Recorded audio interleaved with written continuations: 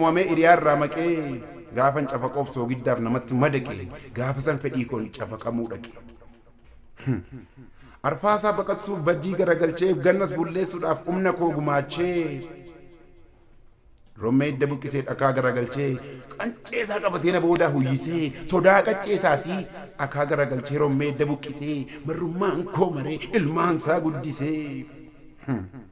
Gara birraa jala yoo midhaan ni daraartu ani gamaan qotaa gabanaan immoo yoo nyaataaf dhiyaattu akkan ittiin buunetti eeguuf bira taa'ee akkan hin suumneyyuu bobbaa kotta taa'ee beela'ee dheebodhee garaachi koo bu'ee soogidda cabduufan waggaa 100 du'e wayyoo ana gurree qalbii dhabaan malee sila akkanan turre.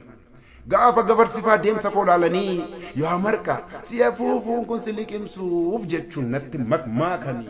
Dubbiin dhugaa ta'uun gaafas yoomnaaf gale soogidda irraabachaa cafa koo cuffachaa qeeraan hin ammalee. Huqqannaan na coomsuuf hokaanatti haamee coomnaan na qalachuuf kottaa qirca fudhaa jedhee ollaanatti waamee.